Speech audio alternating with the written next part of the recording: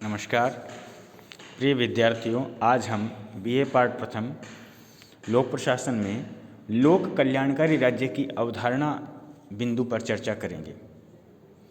Welfare state या लोक कल्याणकारी राज्य के बारे में हेरल्ड लास्की को वर्तमान युग में पथ प्रदर्शक माना जाता है, किंतु ये धारणा एकदम नई नहीं है। अरस्तु ने कहा था, राज्य जीवन के लिए अस्तित्व में आया है और सज्जीवन के लिए अस्तित्व में बना हुआ है, यानी गुड लाइफ। हमारे प्राचीन ग्रंथ महाभारत में भी ये धारणा अभिव्यक्त हुई है कि जो नरेश अपनी प्रजा को पुत्र के समान समझकर उसकी चहुमुखी उन्नति का प्रयत्न नहीं करता है, वह नरक का भागी होता है। बेंथम और जे.एस. मिल के उपयोगितावादी चिंतन में कल्याणकारी राज्य के दर्शन होते हैं। इंग्लैंड के फैबियन समाजवादी दार्शनिकों ने कल्याणकारी राज्य की धारणा की प्रगति में अप्रत्यक्ष सहयोग दिया। उसी प्रकार इंग्लैंड की महारानी एलिजाबेथ प्रथम के समय जिस निर्धन कानून की रचना गरीब एवं शारीरिक दृष्टि से अयोग्य व्यक्तियों को राहत देने के लिए की गई थी, उसमें भी जनहित की भावना निहित थी। इंग्लैंड की मजदूर दलीय सरकार ने उद्योगों का राष्ट्रीयकरण करके अनेक प्रगतिशील नीतियां अपनाई। नेपोलियन थर्ड ने भी अपने शासनकाल में श्रमिकों की वेतन वृद्धि और बीमारों को राजकीय सहायता प्रदान करके कल्याणकारी राज्य की पृष्ठभूमि तैयार की थी।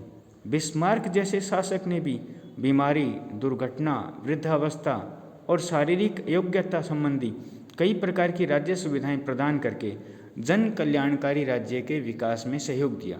फिर भी यह तो स्वीकार करना ही पड़ेगा कि लोक कल्याणकारी राज्य की धारणा के विकास में इंग्लैंड का योगदान महत्वपूर्ण रहा है।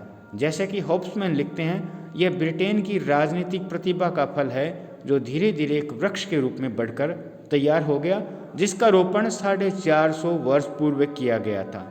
ग्रीन, होब्सन, होबहाउस, लिंडसे, कोसा बार्कर, लास्की, कीन्स, गैलबर्ट इसके सशक्त समर्थक रहे हैं। लोक कल्याणकारी राज्य की धारणा व्यक्तिवाद तथा समाजवाद का मिश्रण है।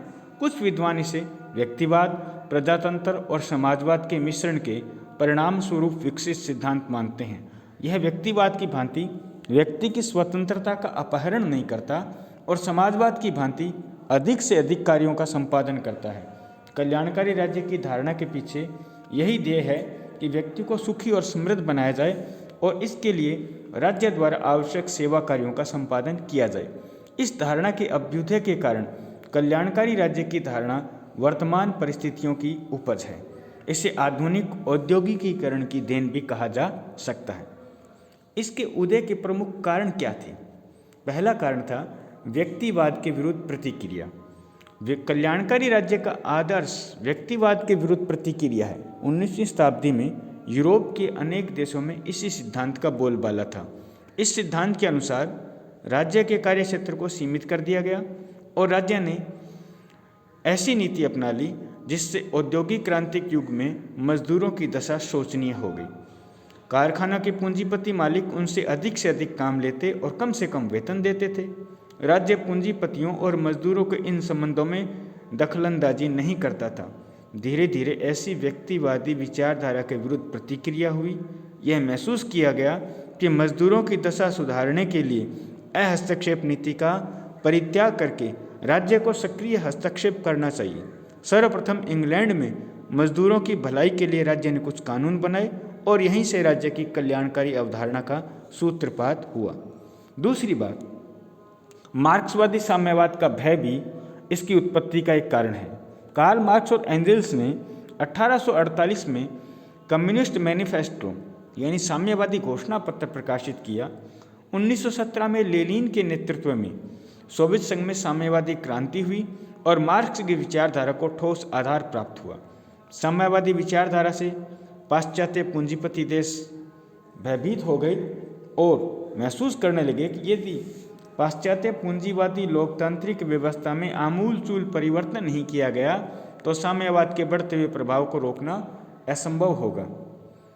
अतः पूंजीवादी लोकतांत्रिक देशों में कल्याणकारी राज्य के सिद्धांत का तेजी से प्रचार प्रसार हुआ। तीसरी बात है लोकतांत्रिक समाजवाद की अवधारणा का चलन। इसके तहत हम देखते हैं कि मार्क्सवादी साम्यवाद हिंसा और क्रांति के उपायों के सहारे समाज व्यवस्था को बदलना चाहता था। इसके विरुद्ध विकासशील और लोकतांत्रिक समाज की धारणा का उदय हुआ। यह शांतिपूर्ण और वैध उपायों से सामाजिक परिवर्तन चाहता है। इस विचारधारा के समर्थक राज्य को एक लोक कल्याणकारी संस्था मानते हैं। वे राज्य की सहायता से समाजवाद की स्थापना करना चाहते हैं। उनके दृष्टिकोण में कल्याणकारी राज्यों के मंतव्यों से मिलते जुलते तत्व पाए जाते हैं। और चौथी बात है निम्न वर्ग का उत्थान। आधुनिक युग लोकतंत्र का युग है। लोकतंत्र में सामान्य जनता की उपेक्षा असंभव है। मताधिकार के विस्तार से निम्न वर्गों की दयनीय स्थिति सुधारने के लिए सक्रिय प्रयत्न करना अनिवार्य हो गया। इसके लिए राज्य को अपने कार्य क्षेत्र में विस्तार करना पड़ा और जन कल्याणकारी योजनाओं का निर्माण करना पड़ा, जिसके कारण आज पूरे विश्व में हम लोक कल्याणकारी राज्य का उद्भव देख सकते हैं। धन्यवाद।